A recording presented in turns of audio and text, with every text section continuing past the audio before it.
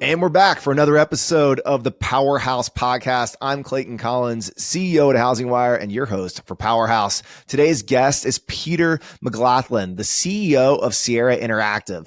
In this conversation, we talk about what the world of real estate technology looks like in a post-NAR-settlement ecosystem. We see a lot of changes happening across the housing landscape that doesn't just impact mortgage and real estate professionals, it also impacts the technology investors and entrepreneurs that are building in our ecosystem.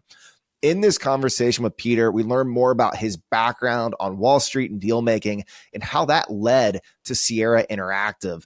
And we also talk about managing and leading a software as a service business in the real estate ecosystem, which I do as well at HW Media through our business, Altos Research. We spend some time geeking out on how to attract customers and how we segment customers and think about pricing and packaging and KPIs for SaaS businesses. So if you like real estate, you like technology and like investing, which is like, kind of the things I think about most in life, you will really enjoy this episode of Powerhouse. Enjoy this conversation with Peter Maglathlin, the CEO of Sierra Interactive. We're on a tear this month, bringing on some of the most awesome guests in housing, but specifically with a focus on technology and software and investing. So last week had a killer episode with Bonnie Wilhelm from Constellation. And today our guest, Peter Maglathlin, the CEO of Sierra Interactive. Peter, welcome to Powerhouse. Thank you. Thrilled to be here.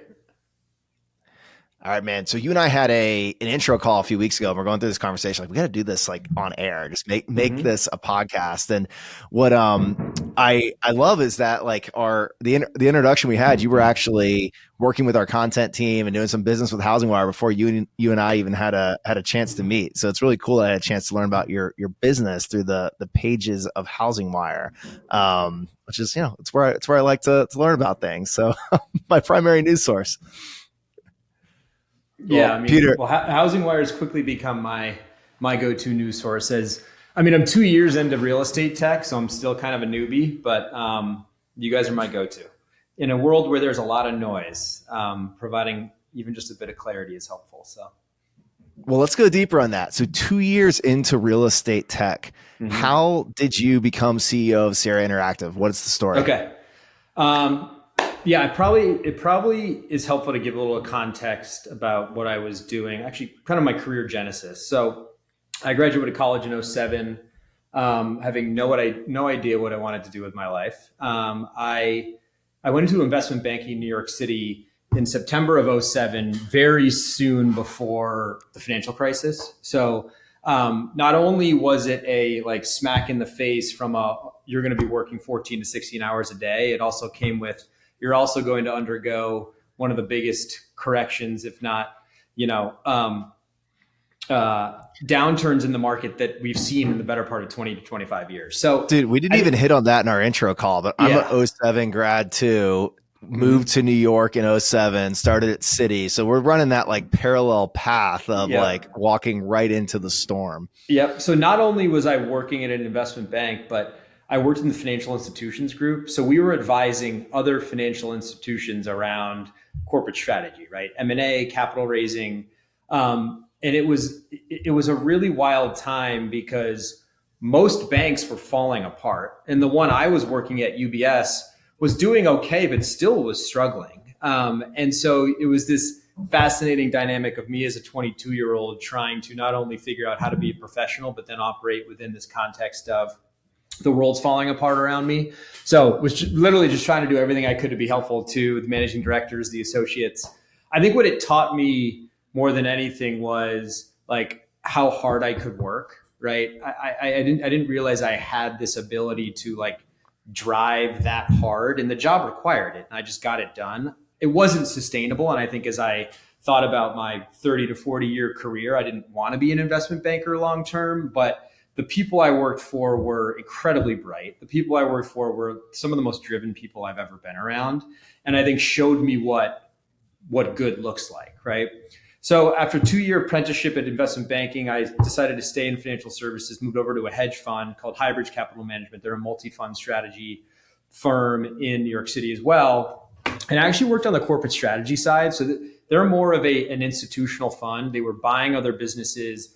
They were far more structured in their thinking than I think like a small, tightly owned hedge fund was. And that gave me my first exposure to what operating a business looked like. So I reported directly to the COO of the fund, and it was a lot of capital planning. It was a lot of performance management. It was kind of the guts of managing a business. And that's what I fell in love with, but I wasn't sure I wanted to do it within a financial institution. So in 2012, I thought, okay, I need to make a career shift, but I don't know how. Really, the only way I know how is to go back to school. So I went up to Boston for business school, really with no plan, if you will. It was kind of a fresh start for me. It was, hey, I get to be around some really smart people, learn some new stuff, and use that to figure out what I want to do next. And it was in business school that I got put in the position to start my first business, which fundamentally changed the course of my career and my life. I knew nothing about venture capital. I knew very little about early stage technology. But what Harvard Business School required first year students to do through something called the Field Program was you need to band together with a couple other students, create a revenue generating business, and here's $5,000 to do it. So a lot of there was a disparity with how much seriousness folks took this, right? And everyone has a different goal in business school, and so some of my classmates created like t-shirt firms, right? They create like funky t-shirts and they would sell them. Revenue generating business, so you still fit the mandate. Myself and my two co-founders, Rob and Pat, who were very close friends, were all professional services guys, and we thought, okay, like as a banker, former private equity guy, and former consultant, there has to be a way to like inject technology into the professional services space, given our experience. And so we put ourselves as really the supply side of the equation, which was, okay, business school students have very little money, they've got a good amount of time, and they've got like some skill. So why, if we put them on one side of the marketplace, couldn't we deploy them against small businesses across the country to perform like remote tasks, whether that be like social media planning, whether that be financial modeling? And this was during the Obama administration when small business was not only on a tear, but really topical. Collaborative technology was starting to really come on. So you had Skype, which no one uses anymore. You had Dropbox and Box. And so this ability to perform remote work was real. And while we had, I think, a very good hypothesis, we didn't expect it to take off like it did. So we had business school students across the country joining the platform.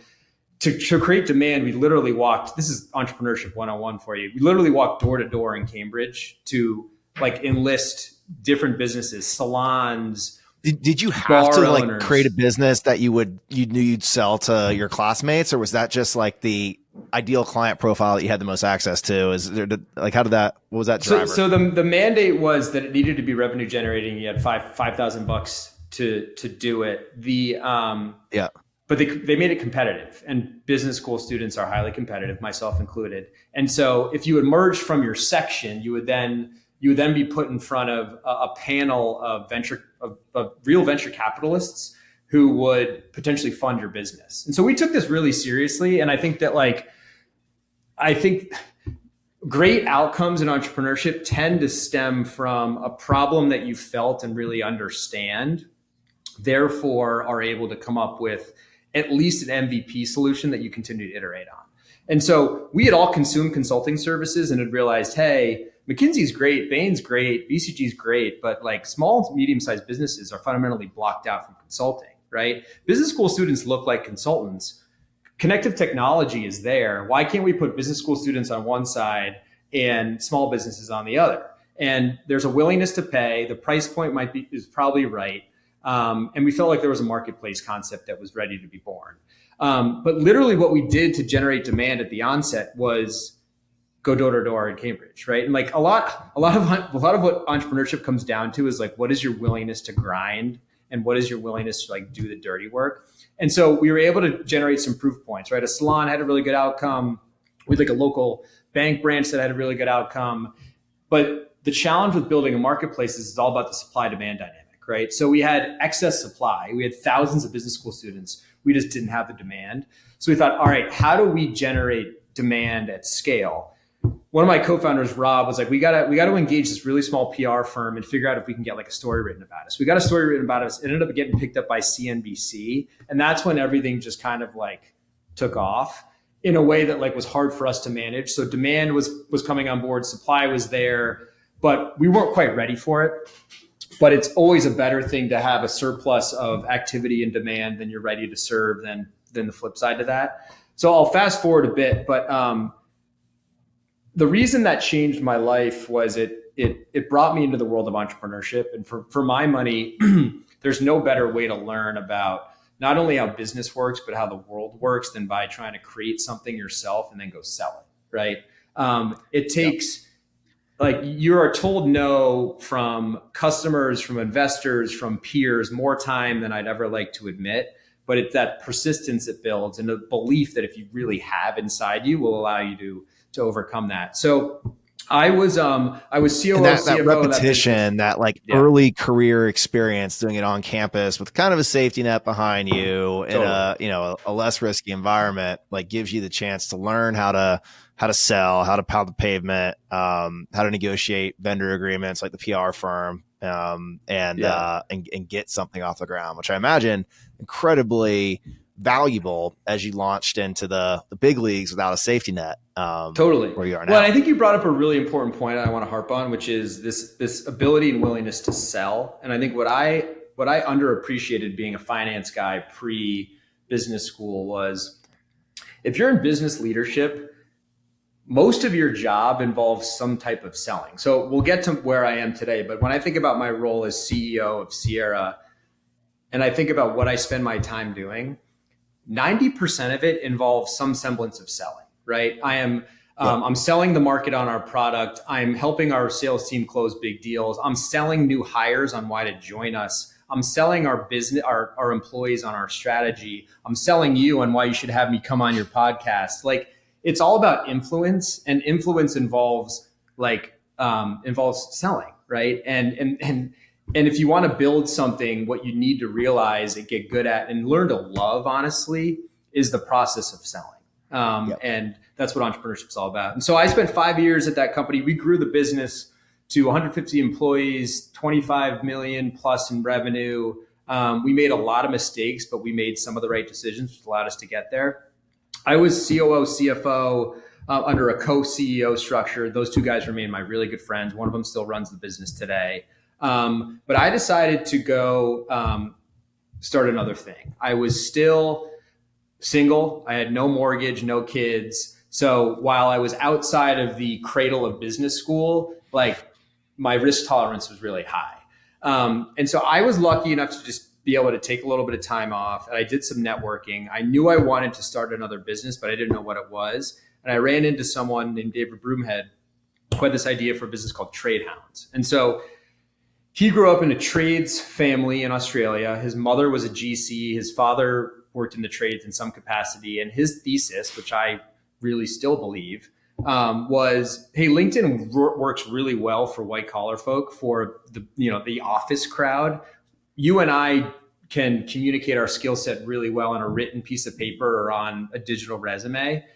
But if you're a plumber, electrician, carpenter, someone who swings a hammer, the way you do that is through image and video. And there's no platform that actually supports that.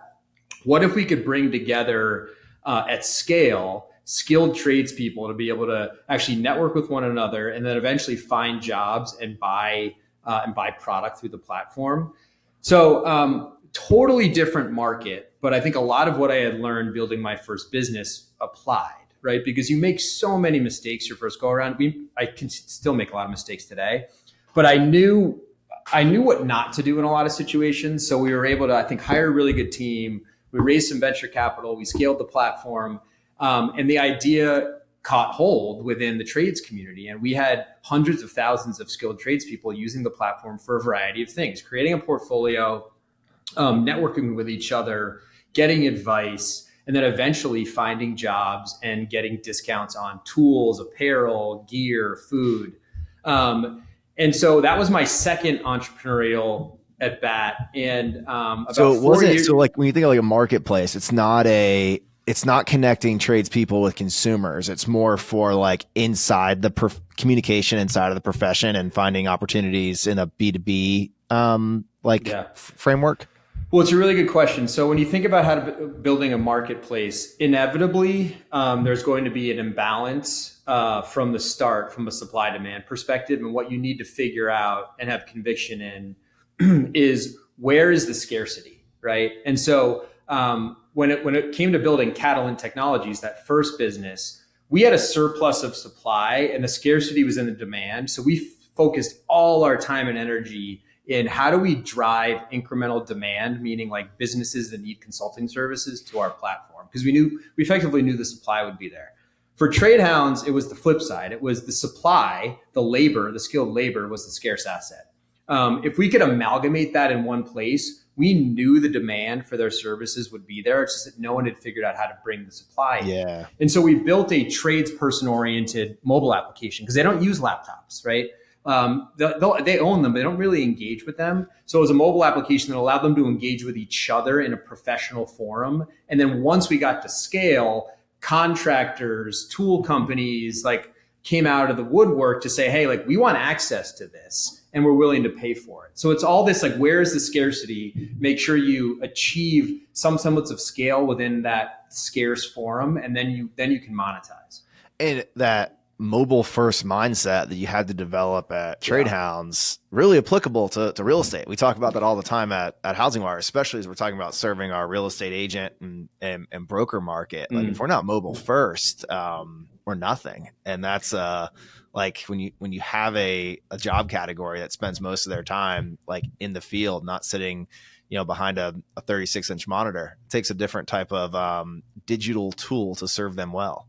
Oh, totally. I mean, real estate agents are on the go, right? I mean, if they're doing their job, right? Well, the highest and best use of their time is being out in the field with customers, right? And so ultimately being able to meet, and this is a learning that is transferable to really any business, but meeting customers where they are via the tool set that supports where they are is how you're going to win. And, we offer both a web application, which is where you do a lot of the kind of the more power engagement with the system, but the mobile application needs to work on the go. And so like, the way our system is built is, let's say, I'm a realtor and I'm going to meet a lead for a listing or a buyer appointment.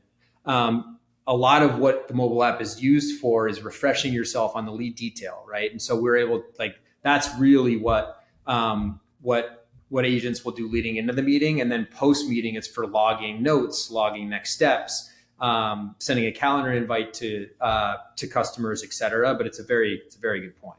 Okay, so Peter, let's jump to Sierra Interactive. Yeah. So how'd you come into the business? Give us the context. Yep. So about 3 years ago, my wife got pregnant with twins. We already had 2 kids at home.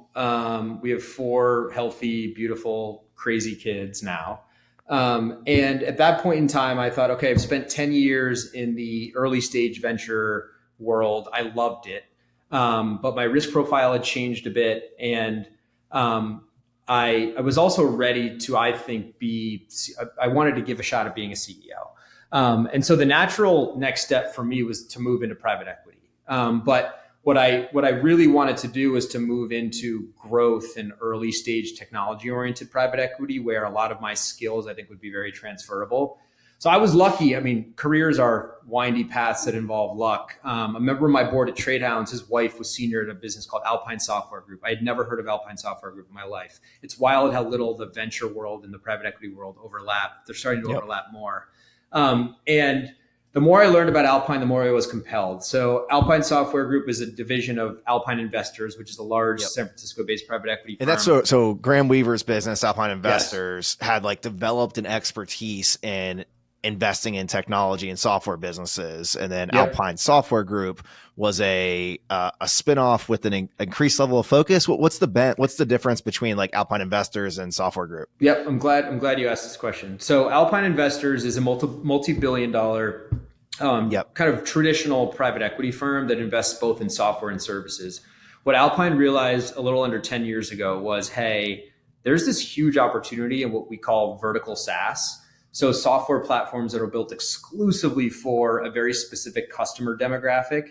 And that's a unique investment motion that requires like its own wrapper, if you will. So they founded what they called Alpine Software Group as a dedicated vehicle to invest exclusively in what they call vertical software companies. And so and they're like Alpine's no like stranger to this space. They're also, I don't know if they're still in the deal, but they were in the HomeBot deal, right? And like, HomeBot's a sister company. So Charlie's the CEO of HomeBot. He and I talk frequently. I think that's one of the benefits of being part of a private equity portfolio is that, and it's different than being part of a venture portfolio. When you're part of a venture portfolio, you have a bunch of different investors who own a small piece of your business. Yeah. You're part of a private equity portfolio. We're wholly owned by Alpine. And so the connectivity in the portfolio is just much tighter. The community is much more active. But when I got introduced to ASG, I thought, okay, this sounds interesting. Let me diligence them a bit. And I was compelled by a few things. Number one, I think this like hyper focus around one mandate made it very clear what they were trying to do. Number two, and this permeated down from Alpine, and this sounds cliche, but it's real, is this people orientation. So Alpine and ASG's philosophy is that if you buy good assets, good businesses, and pair them with young, aspiring, high aptitude folks that maybe don't have all the experience that you'd expect them to need, that's actually a really winning formula. As long as you provide them the coaching and kind of support along the way. And so I got to know the people at ASG, the investment philosophy, and fell in love with it. And what's interesting about the process with ASG is they make a promise to you. So you come on as what's called an operating executive, and they say, hey, we're going to buy a business, and then we're going to give you the opportunity to go run it.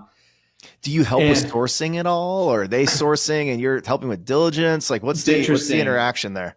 It's a good question. So as you come on as an operating executive, they give you two choices. They say, hey, you can go parachute into a portfolio company, partner with the CEO on some sort of strategic initiative, or you can help with sourcing. The way I thought about it was, hey, the quickest way for me to have an impact and start to build a reputation within ASG was actually to go the parachute into a business route.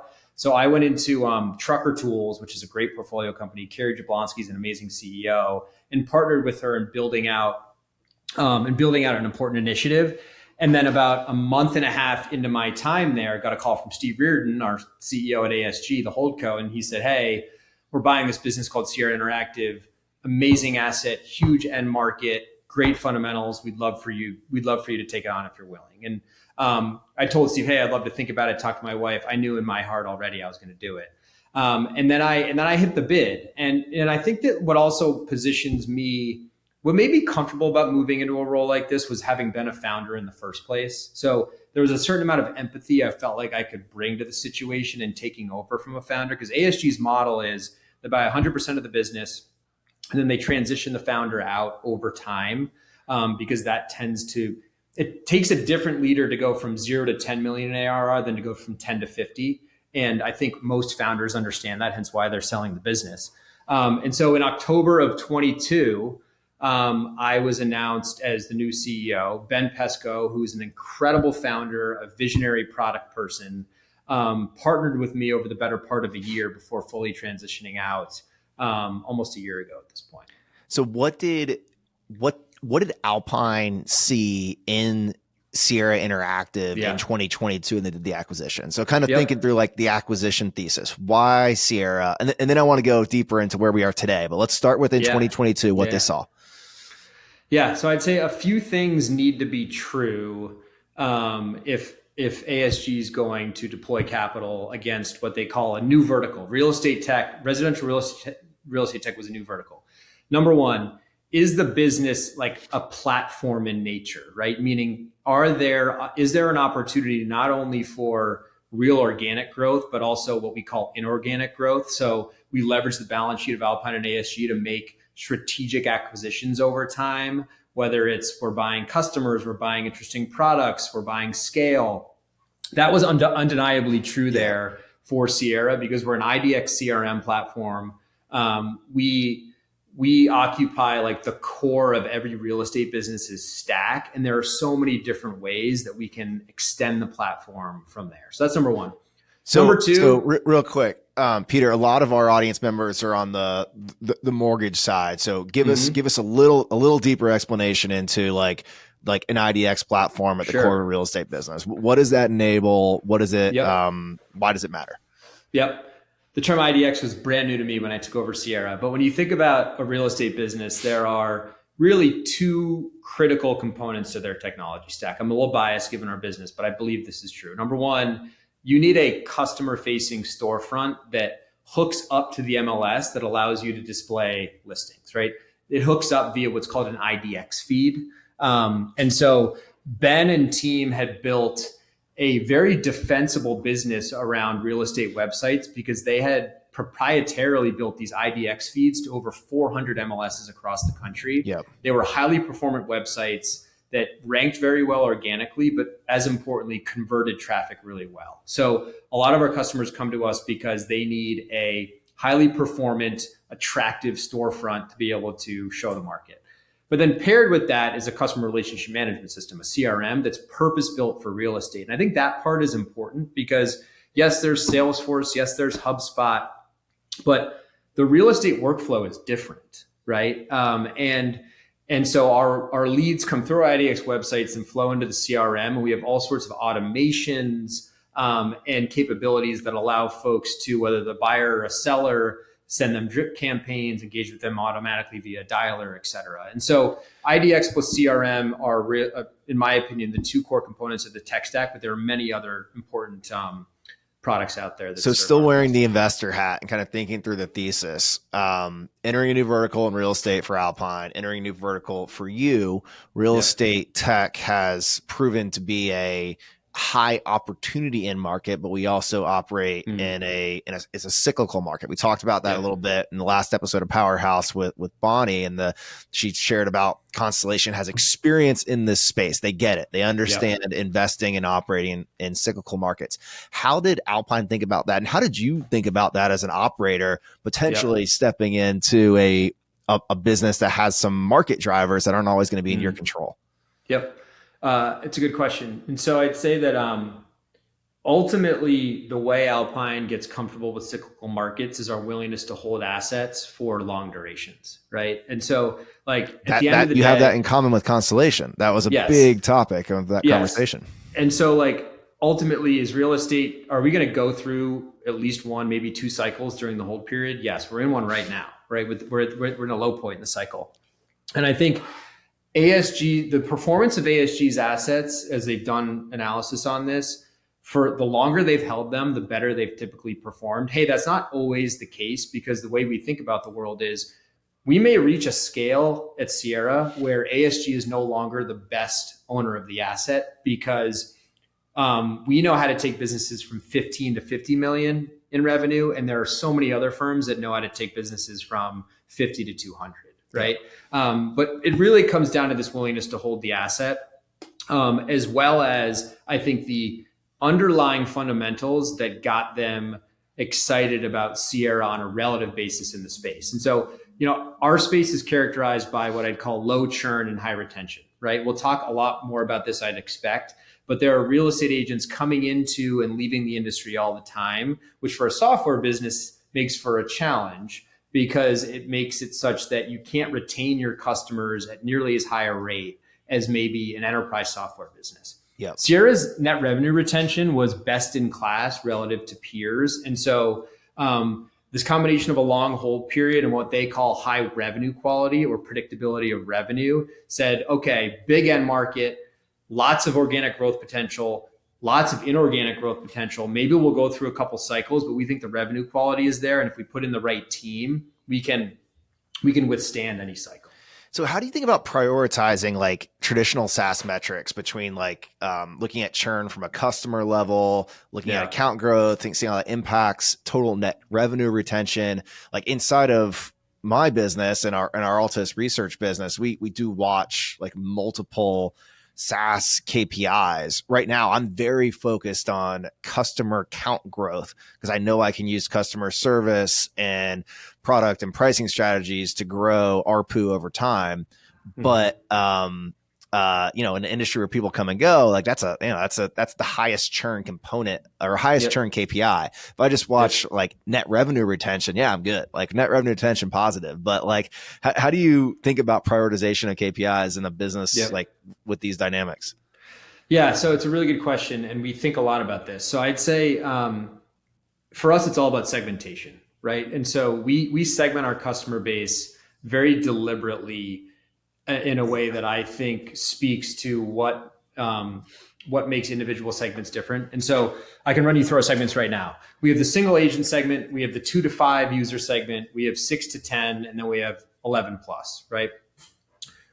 We've just acknowledged and accepted the fact that within the single agent and the 2 to 5 user seat segment, that churn is going to be higher, right? And that if we can stand up a go-to-market motion that is relatively low touch, a price point that is high enough but not too high, those segments can be highly profitable, even at a 80%, 85% NRR year over year. So do you take the strategy? Do you consider that like that onesie, say 1 to 5? Is that like the entry point? Do you try to move people up, or is that just is that agent category or that segment always going to stay 1 to 5? No. So the way, as long as customers are continuing to live within that segment, churn will be high. But to your point, the reason it's really important to serve that part of the industry, especially in real estate, is the high performers go from single agents to small teams to medium-sized teams to mega teams really quickly, right? Yeah. And if you start serving them at that single agent segment, they've got room to grow with you. And then once you get to that 11 plus seat segment, we expect churn to be really low. And if it's not, then we're doing something wrong, right? Whether it could be product related, it could be support related. And so we think about this bifurcation of our customer base where it's like, okay, 1 to 5 user segment, like we need to make sure the unit economics stand up, even at high churn. And then at 11 plus, we tend to look at more traditional SaaS metrics, more traditional NRR benchmarks, because at that size, the revenue predictability and the end market quality is really high. Like if you're an established team or a small brokerage and you're churning away from us, then we've screwed up, right? And that's when we look ourselves in the mirror and do some case studies and analysis around, well, what happened there? Do you build your product packages to match that segmentation, or is this segmentation that you're doing on the back end and in like your analysis of the clientele? It's a really good question. And so the short answer is yes, but it's a work in progress, right? Because I think that a lot of what we're focused on doing now is moving the technology up to a point that we think enables us to serve the part of the market that is most desirable. And I would characterize that as large teams and independent brokerages. They have slightly different needs than what our legacy product had been able to serve, but we were 95% of the way there. And so we've got the down market segments figured out, right? We know how to acquire them. We know how to serve them. And we're launching new features and new packages pretty frequently these days to serve that upmarket segment. And the service level looks different. The functionality looks different. When you think about a mega team, right? Let's say it's a 50 agent team with a marketing manager, an ops person. They require a far more configurable CRM, a far higher level of service, and just a different level of product functionality than your single agent. And while we operate in, I'd call like almost like an SMB, but almost consumer-like market, the single agent just has a fundamentally different set of problems than the mega team. But teams are where the market has gone for the last 10 years, and I don't think that trend is going to stop. And I actually think this NAR-settlement is going to continue to accelerate that trend over time. Go deeper on that. How does the NAR-settlement impact technology in the real estate industry? Yeah. Well, I could spend two and a half hours on this, but I'll start macro and then I'll move down to how I think it impacts. I'm going to manage space. You to be more succinct than 2 hours. I know, I'll try to do it in 3 minutes. So I think what this does is ultimately it raises the bar for professionalism in the industry, which I think means a lot of the hobbyists, the folks that aren't career minded in real estate, will end up leaving the industry, and the barrier to entry will be higher. I think that's fundamentally, while there might be pain created, I think that's a good thing because right now I think that there are too many transactions and too many consumers that are served by folks that are doing 1 to 2, maybe 3 transactions a year and don't serve their clients as well as the pros, right? So if you imagine a world where agent count trims down, it's primarily the pros, barriers to entry go up. I think the folks that are coming into the industry are going to want to learn from the pros. They're going to want a team to enter into in a world where like real estate, just like investment banking or any other job, it's like an apprenticeship business, right? Ultimately, you need someone to learn from. You need to carry someone's bag. You need to go around and travel with them to meetings and watch them. And I think the team model has taught the industry that these teams within brokerages end up becoming like the influence and power centers and ultimately are the revenue drivers for these businesses. But getting back to the NAR settlement. So I do believe agent count will decrease, but not as much as everyone thinks. I don't think that commission compression will happen at the level a lot of people believe. I just went through the buying and selling of a home. I feel like I'm a pretty knowledgeable, capable guy. I never would have done that myself. It's so emotional. It's so complex. I think buyer agency is a highly durable service. Will there be new models that emerge? Will people do fee for time models? Sure. But a lot of the market can't afford to come out of pocket for commission. So will they be compressed in the margin? Maybe, but I don't think all that much. So getting back to how it impacts us, agent count goes down a bit. Commission pool largely remains the same. That means the average agent and team earns more. That's really good for us because it increases revenue predictability. It increases willingness to pay.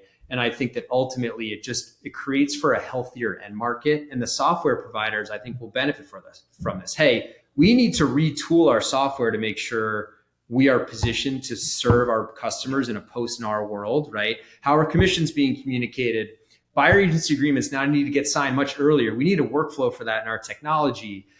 Listings might be a bit more disaggregated and disparate. We need to make sure we have piping into all these different sources, but we're already working on that. So I think that I totally understand why there's so much stress and angst in the market right now.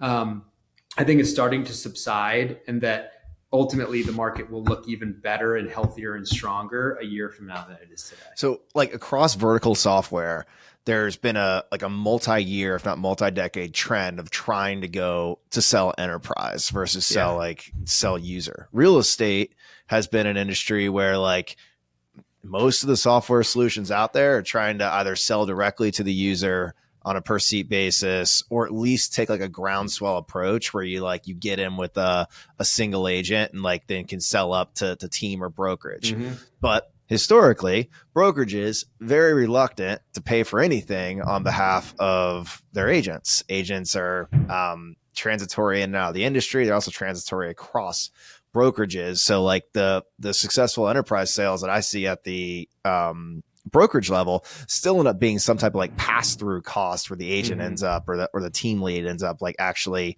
footing a majority of the bill.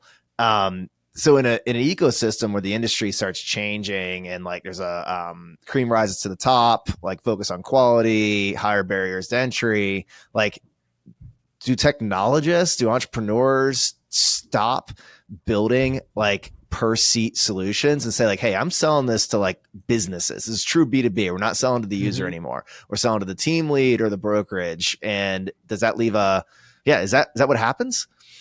It's a really good question. I think it does, but I don't think the pendulum's going to swing that far. So I think it's a funky end market, a really unique one, but also a really, really awesome, fast changing one. And the way we think about going to market in this space is when you think about a typical brokerage, right? There are probably anywhere between 10 to 100 teams within the brokerage that move the needle, right?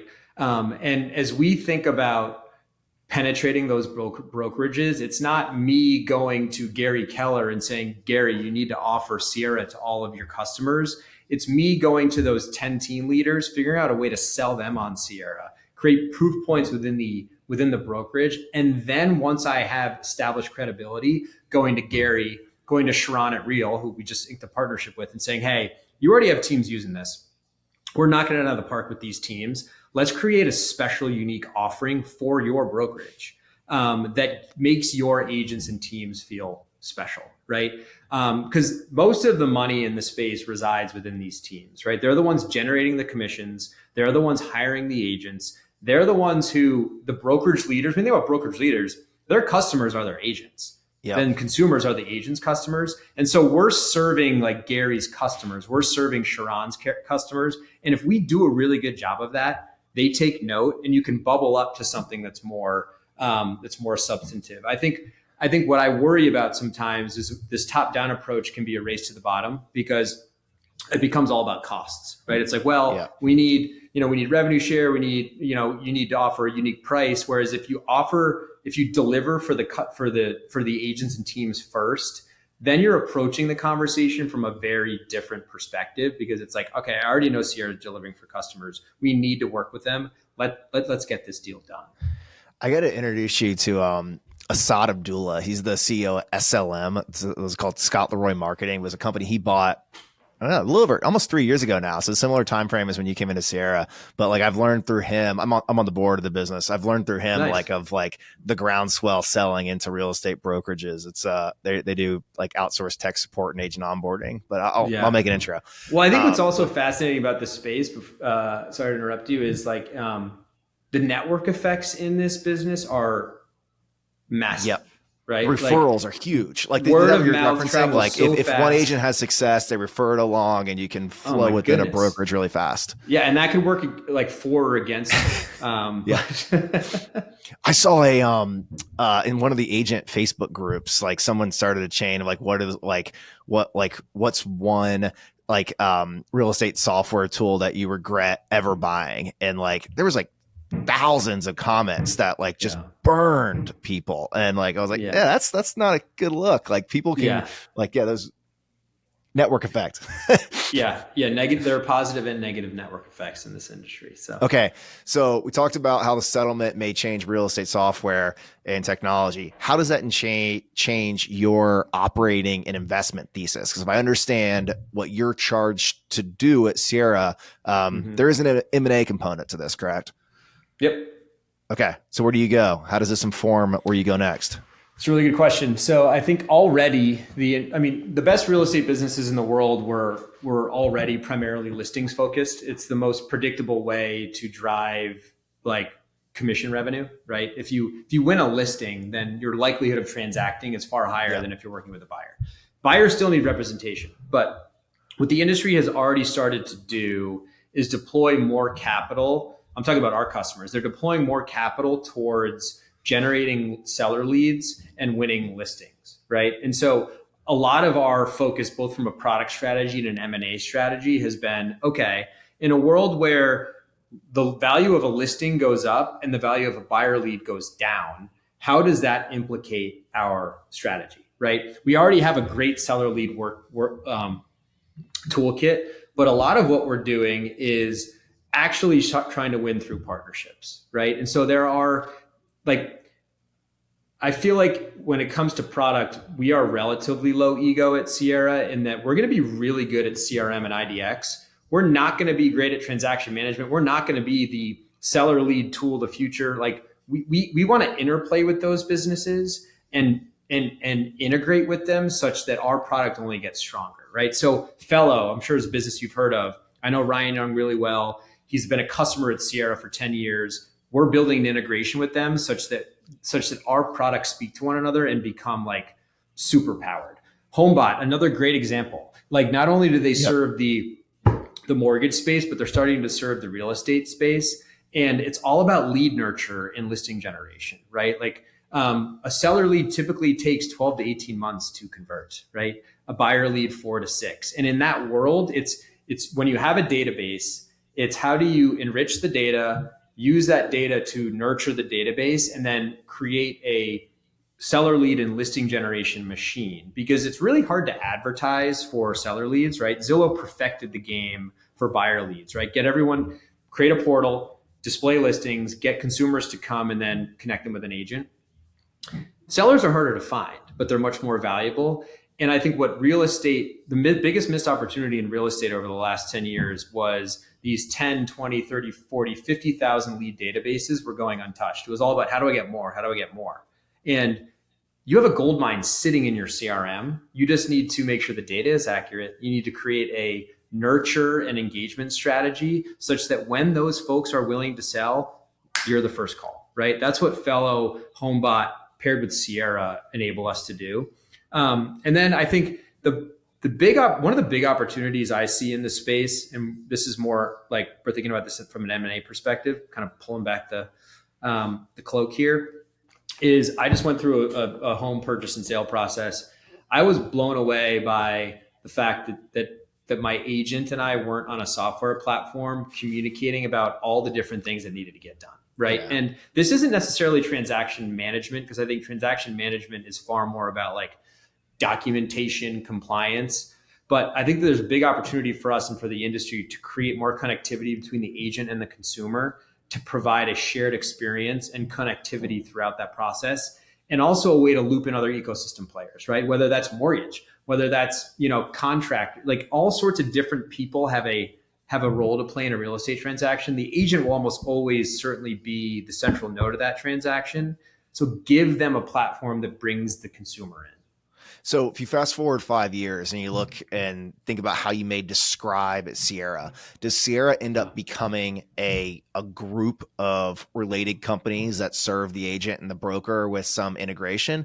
Or does your tuck-in and M&A strategy add capabilities, and like Sierra just is a product with more like tucked in capabilities that the M&A strategy enables? So I think it's more the latter, for a couple of reasons. I'd say number one, like the beautiful thing about CRMs are hard and complex, but they tend to be sticky and in the core of the tech stack, right? And so I think that a lot of what we're most interested in are, we'll call like point solutions that are highly complementary to our existing product, that we can tuck in a way that that only improves the product experience. Hey, there may be a business that presents itself that has scale, that has a great value proposition, that we would choose to leave kind of sitting alongside Sierra. But I find that hard to believe. And I'd say like the other point to make is this end market is gargantuan, right? Like no matter how you skin the cat, it's anywhere between like 700 million to north of $1 billion, right? Like we occupy such a small percentage of that now, even though we offer two of the core components of the tech stack. And what I want to make sure we don't take our eye off of is the organic growth opportunity, right? M&A needs to support that and accelerate it, but it can't replace it given how big the opportunity is. So I'd say that's one of the hardest parts of my job as CEO at HW, is like wearing a capital allocator mindset. I always give my Will Thorndike shout out for a minute, and figuring out when you have free cash flow, if you have cash, like what you're deploying back into M&A and ultimately like debt service or, some type of acquisition payment, and what you're deploying into organic growth. And then organizationally, how do you, as a leader, have your mind in both places at once? So looking for proactively looking for deals, giving time to opportunistic opportunities, and then also pushing resources back into the platform business to make sure organic doesn't suffer. Figuring it out. But I'd say that's like the hardest part of being a CEO of a business that has those both tools in the toolkit, deals and organic. It's my biggest struggle too, especially coming from the venture mindset where it was all about raising capital to deploy in organic growth. Now I have two hammers, right? And to your point, like which one am I choosing to use or focus on when? And it was something I struggled mightily with in my first year, because when you think about M&A, it's like, oh my God, there's so many different things I could be thinking about here. Yep. Right. And I think that as I got more comfortable with the market, comfortable with the business, comfortable with our team, we've created really like themes from an M&A focused perspective, where it's like, if it doesn't check one of these boxes, we just need to ignore it. Right. We need to be more disciplined. And then it also helps me with more of an focused outbound approach. Because a lot of what comes down to getting deals done is like two people getting to know each other, understanding each other's goals, and being willing to enter into a partnership. And so, like, at least in ASG's model, it's really incumbent on the CEO, not the investment team, to be the one establishing relationships and sussing out these opportunities. And I think in year one, I was throwing a million darts against the wall. And I think now that the team and I have focused on like, hey, here are the three themes. Let's be disciplined. If it doesn't meet one of these, we should ignore it. I've been able to generate the right relationships across those themes that I think might turn into deals down the road. But deals don't happen overnight, right? A lot of it comes down to like establishing some trust, getting to know the business, like getting comfortable with each other, and then eventually something might happen. But I also think that like in a higher interest rate environment, the bar for M&A goes up. Right? Your cost of capital is higher. The cost of servicing a business is higher. And I think that serves us well, because we've historically not been like a financial engineering shop. We've been a growth equity business we buy growth. We don't buy profit and seek to like harvest that profit for more profit. But rates will inevitably come back down to some extent. But I think our strategy is enduring regardless of the rate environment, because of the businesses we tend to be interested in. So, yeah. Peter, I think we go for a few more hours. We are not. Yeah. That was a great conversation. I appreciate your time and energy. Like I learned a lot. I feel like a better operator because of the conversation. So thank you for your Clayton, time. thanks, man. Think a lot of HousingWire. Looking forward to building an even deeper partnership. And this is an exciting space to be in. It's gonna be a wild ride in the next 4 or 5 years. So absolutely. We're at the starting line, my friend. Onward. We are. Let's go. All right, brother. It's good to see you.